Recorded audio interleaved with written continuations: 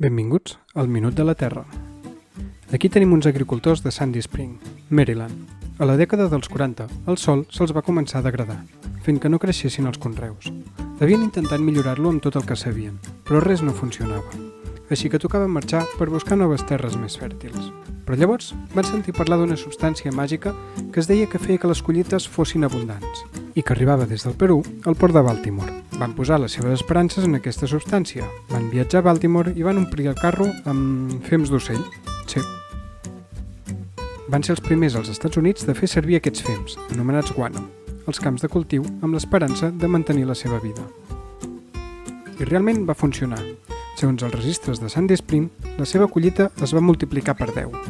Van escriure que els joves van descobrir que ja no calia migrar a noves terres més riques. Però, què tenia d'especial el guano peruà que el diferenciava de les altres coses que havien provat? Bé, ells no ho sabien en aquell moment, però el guano és especialment ric en dos elements, nitrogen i fòsfor, que totes les plantes necessiten per créixer.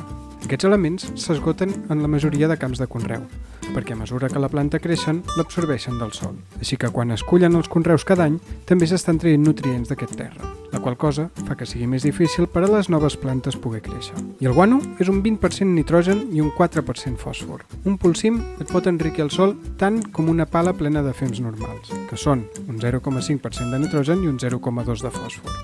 Hi ha dues raons que fan que el guano sigui tan ric. Número 1. L'orina.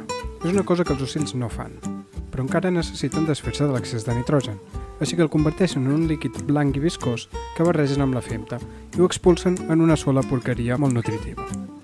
Però el guano peruà és especialment ric perquè la costa del Perú té un clima realment sec. Així, a diferència de llocs humits, on la pluja s'endú els nutrients, a la costa peruana es queden, igual que la caca en si mateixa. S'asseca i s'acumulen grans muntanyes de guano. Guano que, un cop descobert per als europeus, va ser recollit i enviat a cabassos a Gran Bretanya, Bèlgica i Estats Units, on tornem a trobar els pagesos de Maryland. Tot i així, la gent de Sandy Spring va deixar d'utilitzar el guano al cap d'uns 30 anys. No només perquè s'esgotés, que ho va fer, sinó també perquè el guano va fer que la gent s'adonés que el nitrogen i el fòsfor eren tan importants per les plantes.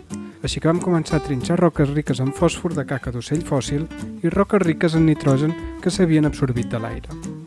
L'atmosfera de la Terra és en realitat al voltant d'un 80% nitrogen, així que també vam buscar formes de convertir-lo en fertilitzants químics per als conreus.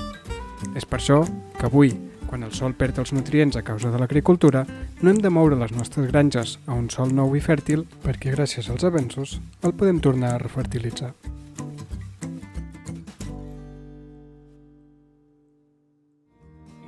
M'agrada,